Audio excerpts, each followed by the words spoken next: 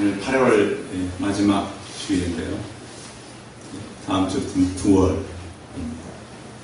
아무리 여름이 더워도 이제는 시원한 바람이 아침 저녁으로 불어서 계절이 바뀌어가는 것을 느낄 수 있습니다. 그 믿음으로 이 시대를 달려가야 하는 것. 믿음의 조상인 아브라함은 갈 바를 알지 못하고 갔습니다. 그래서 사람들이 이렇게 말하고, 그럼 갈 바를 알지 못했으면 어떻게 하는가? 버티면서 갔다. 그렇게 말합니다. 근데 알고 보니까 이 믿음이라고 하는 말 속에는 버티다라는 의미가 들어있습니다. 믿음으로 버티는 거예요.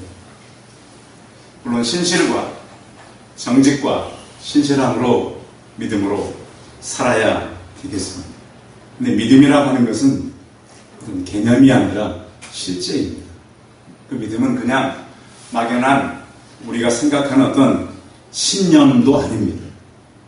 하나님의 움직임이 바로 믿음인 것입니다. 하나님께서는 우리의 이 걸음을 인도하신다고 성경에서 말씀하고 있어요. 마치 이스라엘 백성들을 광야에 있다가 적과 꿀이 흐르는 가나안으로 인도한 것처럼 사명이 있는 백성들은 그냥 막연하게 살게 하지 않습니다. 그 하나님은 하나님의 정하신 길로 이끌어 가십니다. 우리 개인도 마찬가지입니다. 믿음의 사람들은 그래서 깊은 인생의 골짜기를 많이 거쳐가고 슬픈 일도 많이 만나고 어려운 일도 많이 만날 것입니다. 지난 여러분은 이 여름을 어떻게 보내셨습니까? 굉장히 무덥고 힘든 여름을 보낸 분들도 계시고 예전과 특히 다를 바 없는 여름을 보낸 분도 계실 것입니다. 그런데 지난 모든 시간은 하나님께서 내 걸음을 인도했음을 우리는 믿음으로 반응해야 되는 것입니다. 이스라엘 백성들을 애굽에서 나오게 한 다음에 하나님께서는 이렇게 말씀하셨습니다. 세계가 다 내게 속해 있다. 어디가요? 세계가 다 누구에게 속해 있다고요? 하나님께, 내게 속해 있다. 너희가 내 말을 잘 듣고 내 언약을 지키면 너희는 모든 민족 중에서 나의 소유가 되겠고 너희가 내게 대하여 제사장 나라가 되며 거룩한 백성이 될 것이다. 이게 어마어마한 축복을 이스라엘 백성들에게 주었습니다. 그래서 하나님께서 내가 너희를 애굽에서 이끌어낼 때 독수리 어미가 새끼를 업고 나오듯이 마치 너희를 이 불 속에서 꺼내듯이 너희를 데리고 나왔다라고 하나님은 말씀하셨습니다. 그래서 내가 너희들에게 주는 나의 계명을 지키면 너희는 내 백성이 되고 왕같은 제사장 나라에 거룩한 백성이 되도록 하겠느냐? 하나님은 이렇게 물어보십니다. 그 백성들이 다 그렇게 하겠다고 약속을 했습니다. 이게 바로 십계명의 언약입니다. 우리가 다 행하겠습니다.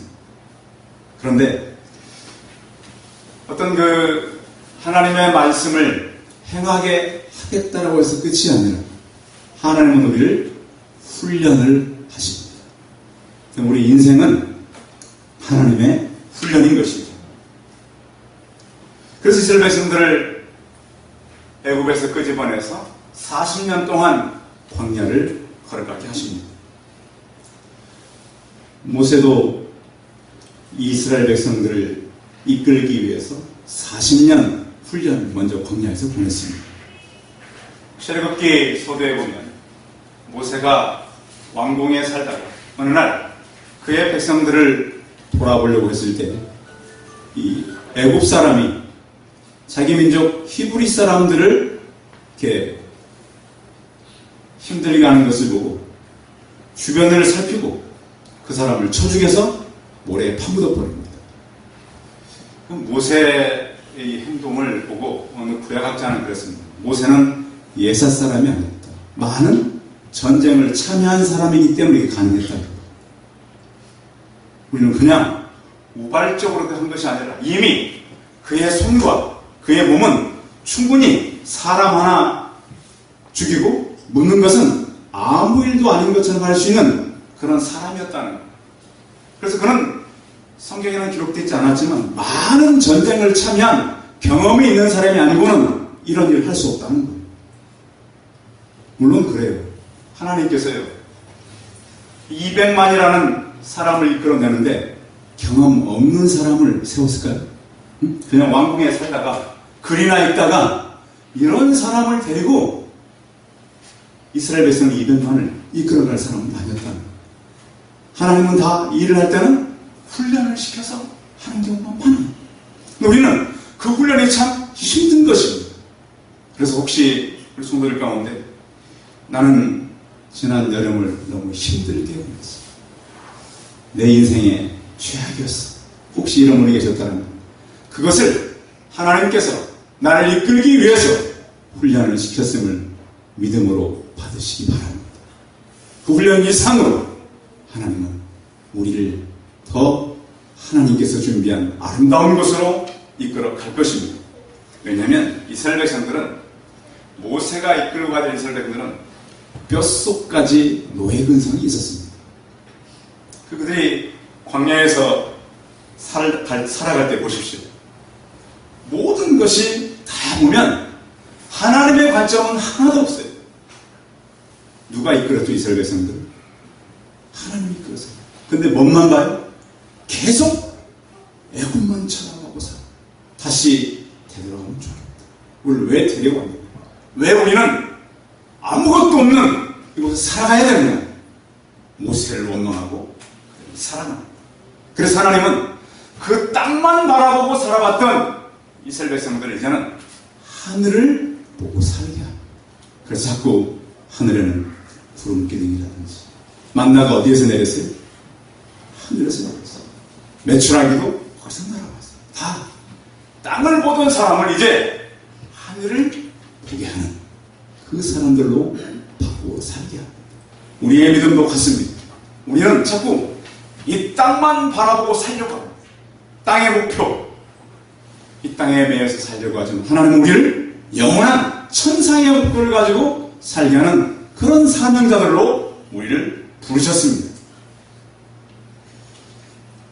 그들이 이스라엘 백성들이 움직일 때 그들은 하나님께서 날짜를 정하고 움직이지 않았습니다. 요즘 같으면 월이 있으니까 이번 주는 어디서 어디까지 걸어가, 올해는 어디서 어디까지가 목표다, 이렇게 하나님께서 그들을 이끌어가지 않았어요. 그냥 뭐가 움직이면 따라가면 되는 거예요. 구름이 움직이면 따라가면 되는 거예요. 멈추면 멈춰 있는 거예요. 언제 갈지, 언제까지 해야 될지 누구 마음이에요? 하나님 마음이에요. 그들의 합리적 사고와 계산이 전혀 통하지 않고 오직 누구의 주권만? 하나님의 주권대로 그들을 이끌어갔습니다. 그러니 이스라엘 백성들이 광야 훈련이 쉽지는 않았습니다. 그래서 그들이 이스라엘 백성들이 광야에 아무것도 없었는데 유일한 생존의 방법이 있다면 그것은 무엇을 따라가는 것이다? 말씀을 따라가는 것이다. 그때나 지금이나 패턴은 똑같습니다. 성도 여러분. 무엇을 따라가야 산다고요? 말씀을 따라가야 삽니다. 지금도 마찬가지입니다. 우리는 이 땅에 살면서 너무 세상에 탐욕에 교육되어 있습니다. 여러분, 지금까지 여러분들이 배운 많은 것들 하나님의 지식입니까? 세상의 탐욕입니까? 거의 탐욕입니다. 그래서 소위 성공했다고 하는 사람들이 어떻게 사는가 보십시오. 다 탐욕 아닙니까? 괜찮은 사람 일을 시키려고 오락게 세워보면 문제가 누구나 보면 다 많습니다. 근데 사람은 결국 뭐로 살아가는 거예요? 탐욕으로 살아가는 거예요. 왜 그럴까요? 왜 그렇게 사람은 살아갈까요? 말씀을 따라 살지 않기 때문에 그런 것입니다. 그래서 하나님은 그 백성들을 이제 그 탐욕의 애굽에서 끄집어내서 하나님을 바라보고 영원한 세계로 가야 되는 그 훈련을 시작하신 것입니다. 우리가 이제 8개월, 8월 마지막 주인데, 그럼 여러분들 생애에 있어서 수년을 사시고 올 8개월까지 사신 거잖아요. 네. 오늘 하나님께서 우리에게 주시는 말씀은 사람이 마음으로 1절 한번 읽어볼까요? 1절 16장 1절 시작. 마음의 영향은 사람에게 있어도 말의 응답은 여호와께로부터 나오느니라. 아멘.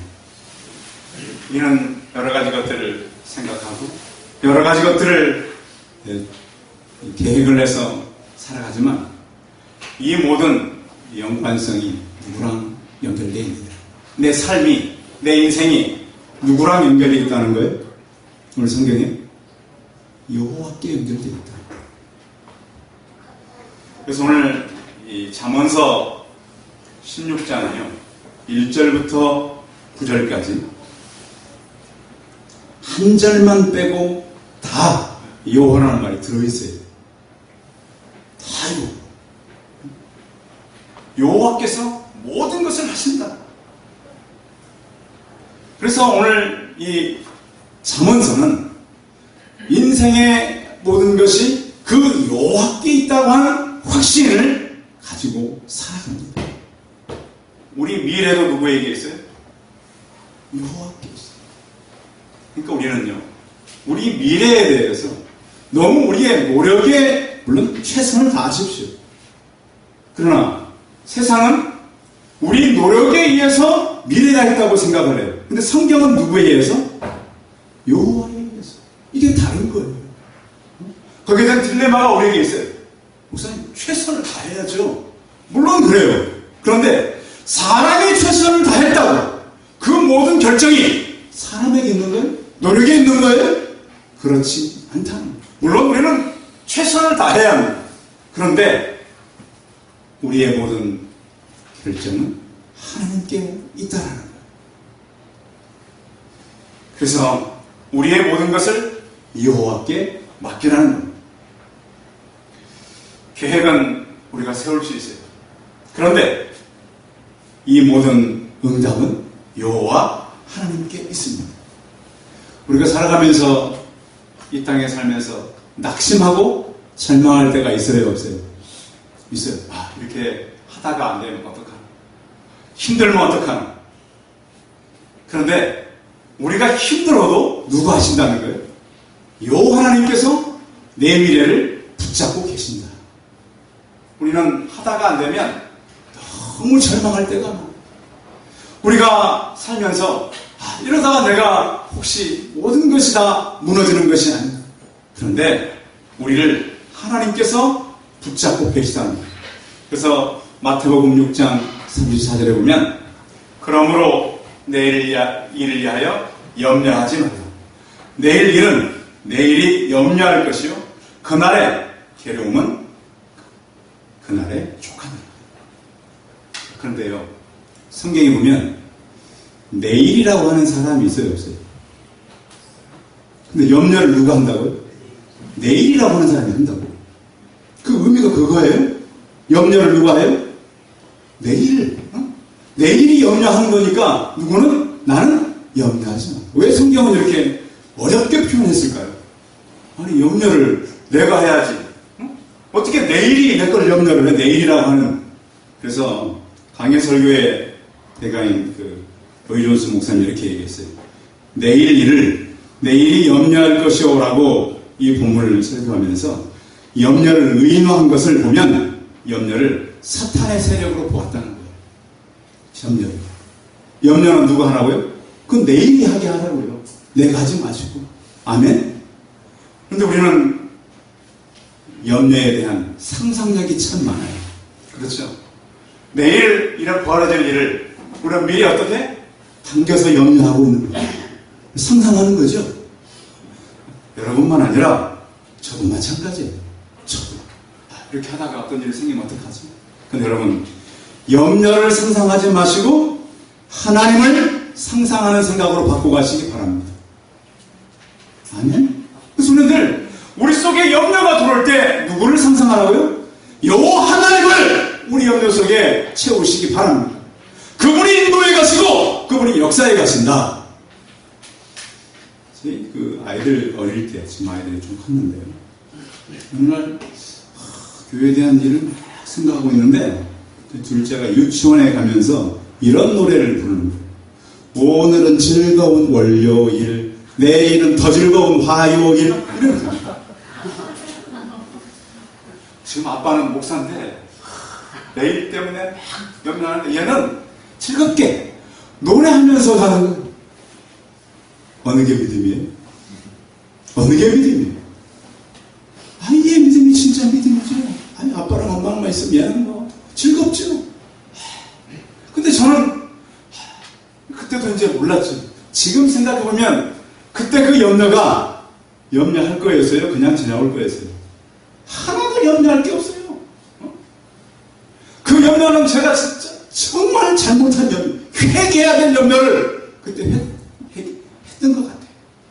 성도 여러분, 우리 하나님 아버지는요, 창조주 하나님을 믿으셔야 돼요. 어떤 하나님? 창조주 하나님. 하나님은 부자예요, 가난해요? 부자예요, 가난해요?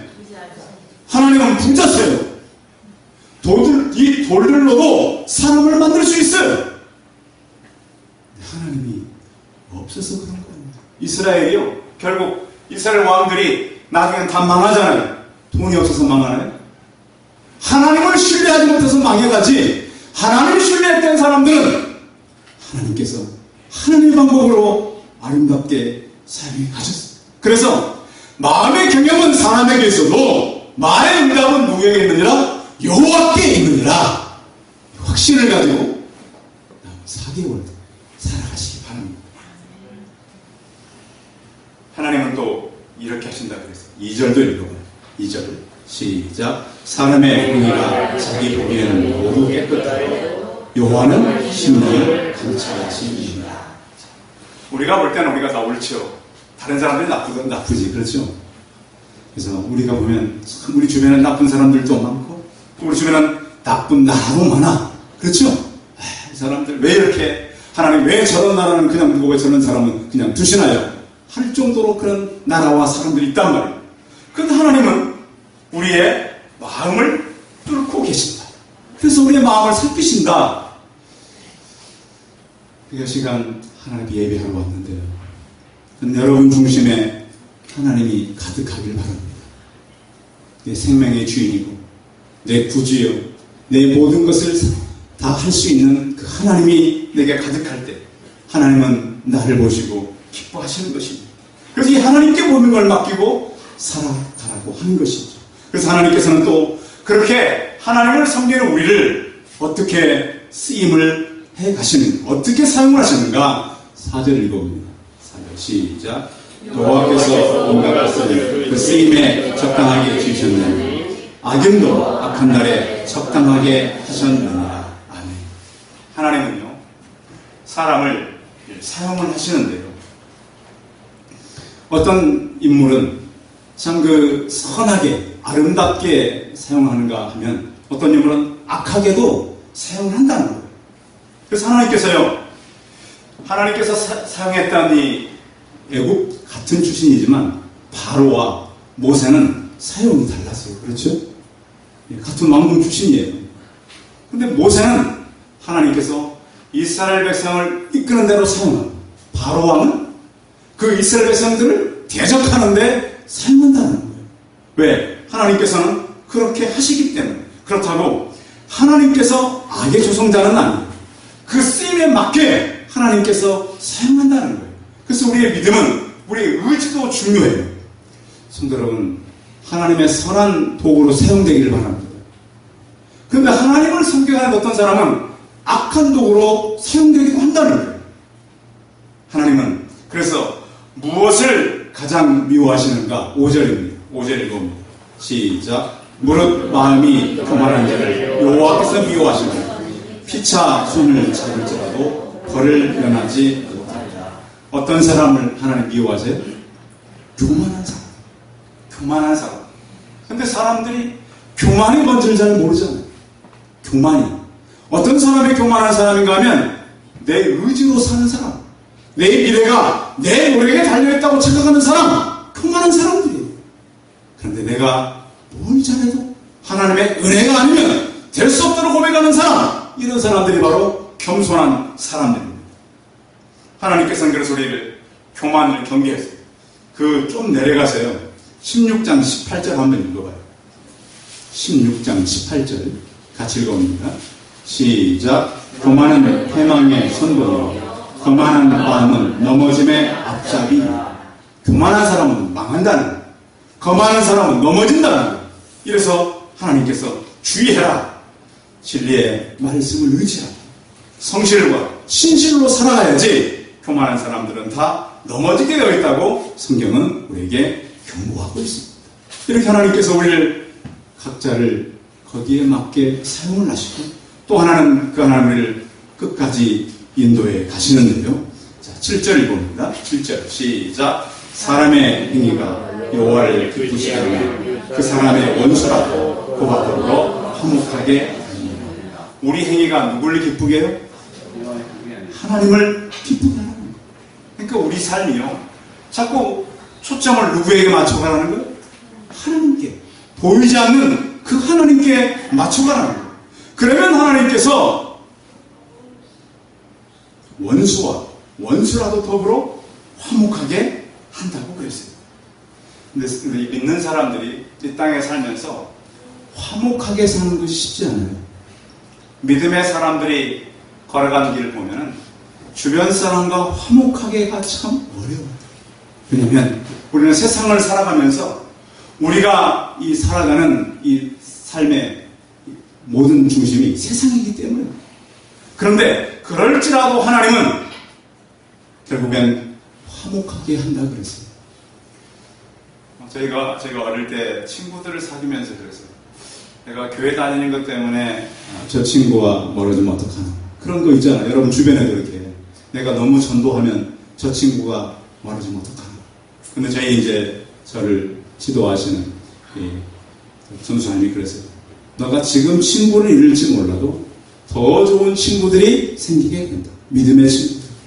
성도 여러분 주변에 이 사람들 같이 살아가면서 이 화목하지 못하는 사람, 원수가 생길 수도 있어요. 그러나 하나님을 기쁘게 하면 원수라도 더불어 화목하게 하고 또 좋은 친구들을 하나님께서 많이 주시게 한다는 거예요. 그래서 저 주변에 이렇게 보면 그때 그 친구들보다 훨씬 더 좋은 친구들이 많아졌습니다. 또 하나님께서 그 사람들을 어떻게 하냐고 말씀하냐면 8절 읽어봅니다. 8절 시작. 적은 소득이 공의를 경하면 많은 소득이 불의를 경하는 것보다 나으리라.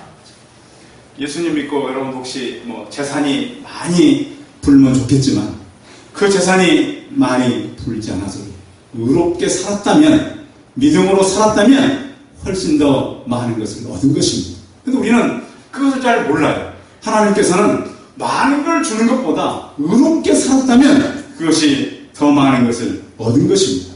우리는 눈에 보이는 것으로 또 우리가 잃은 것으로 아쉬워하지만 하나님은 그렇지 않습니다. 그래서 눈에 보이는 것으로 우리가 쉽게 사람을 판단하면 안 됩니다. 우리 생애 최고의 해라고 하는 영화가 있습니다. 좀 오래된 영화이긴 한데요. 이 영화는 2차 대전을 배경으로 하고 있는데 주인공은 헤럴드 러셀이라고 하는 공수부대원으로 전쟁에 참가했던 사람입니다. 전쟁에 참가해서 실제 인물입니다. 폭탄 터졌는데 두 팔을 잃었어요. 여러분, 두 팔이 있던 사람이 두 팔 잃었다면 어떤 생각이 들까요? 너무 절망감이 왔어요. 이제 앞으로 결혼도 해야 되고 해야 될 일이 많은 그런 젊은 나이에 팔을 잃었어요. 그래서 그런데 그는 너무 절망해서 하나님, 나는 이제 쓸모없는 사람이 되었고. 여러분 혹시 그렇게 생각이 올 때 있으세요? 나는 이제는 별로 쓸모가 없는 사람은 아닌가? 나는 너무 많이 늦은 거 아닌가? 내 기회는 다 지나간 거 아닌가. 그 해를 레설이라는 청년도 그랬어요. 근데 그가 어느 날 하나님 앞에 나갔을 때 하나님께서 그러셨어요. 너는 팔은 잃었지만 남은 것도 많지 않느냐. 알고 보니 다리도 남아있고요. 눈도 남아있고요. 귀도 남아있고요. 몸에 팔만 잃었지 남은 게 많더라고요. 그래서 그는 이제 그 의사를 찾아가서 의수를 해가지고 이제 그 손이 없으니까 그 갈고리 같은 걸 손을 달아주잖아요. 그 타이프를 배워가지고 타이프를 배워서 그걸로 이제 쳐가지고 자기 그 살아온 이 삶을 이 글을 써요. 글. 그 책을 만들고 그 나중에는 이것을 영화로 만들었어요. 그래가지고 이 책은 베스트셀러가 되고 이 영화도 굉장히 유명한 영화예요. 그래서 이제 사람들이 물어보죠. 당신은 어떻게 이 절망 속에서 일어날 수가 있었습니까? 물어보니까 나는 잃어버린 것보다는 남아있는 것을 보겠다. 여러분, 여러분의 인생에 8개월을 살아오면서 여러분 잃은 게 많습니까? 남은 게 많습니까? 뭔가는 잃었지만 남은 게 있다면 그것을 가지고 출발하셔도 늦지 않다라고 합니다. 그 이유가 9절에 있습니다. 9절 같이 읽어봅니다. 시작. 사람이 마음으로 자기의 길을 계획할 자 그의 걸음을 인도하시는 이는 여호와시니라. 아멘. 우리는 누구나 소망이 있고 누구나 열정이 있고 누구나 하고 싶은 일들이 있어요. 그런데 오늘 성경은 그렇게 말씀하고 있잖아요. 사람이 자기의 길을 계획할지라도. 욥기서에 보면 욥이 이런 고백을 합니다. 30장 20절에 보면 내가 복을 바랐더니 화가 왔고. 사람은 누구나 화를 원하는 사람은 없잖아요. 복을 받았는데 화가 왔어요. 광명을 기다렸더니 흑암이 왔군요. 하나님, 내 미래를 밝게 도와주시고 길을 열어주세요. 그랬지만 하나님은 그에게 질병과 모든 것을 빼앗아가는 아픔을 겪게 하셨습니다. 그런데 그의 모든 생사화복이 하나님께 달렸다는 것이죠. 하나님은 빛도 창조하고 어둠도 갈라내셨습니다. 우리의 계획이 잘 세워졌더라도 하나님께서 우리를 도우셔야 된다는 것이죠. 여러분 주변에 혹시 여러분보다 잘 달려가고 있는 친구가 있습니까? 내가 봐도 이 친구는 나보다 더 잘 될 것 같아요. 그러나 여러분, 앞으로는 그렇지 않습니다. 여러분들이 훨씬 더 하나님 앞에 더 잘 나가게 될 것입니다. 그 이유는 여기에 있습니다. 하나님은 그 방향이나 속도나 걸음의 보폭에 있어서 누가 인도하시니까요? 하나님이 인도하시니까요. 그래서 우리의 삶은 늘 감사와 평안 속에서 살아가야 됩니다. 때로 우리가 부당하고 억울한 때가 생길 수도 있습니다. 그러나 우리는 하나님 앞에서 나를 이끌어 가실 확신 속에 나가야 되는 것이죠. 교회는, 우리 성도는 세상과 싸우기 위한 조직이 아니고 세상을 섬기고 하나님을 섬기기 위한 그런 조직이었습니다. 다시 우리가 모세 때를 생각해 본다면 이스라엘 끌고 가는 모세, 그들이 살아가는 모든 진영, 그들의 모든 삶의 방법, 그것은 세상을 섬기고 하나님을 섬기는 그런 조직이었습니다. 우리는 광야에서 살아가는 유일한 생존의 방법은 여호와의 말씀을 따라가는 것이라고 배웠습니다.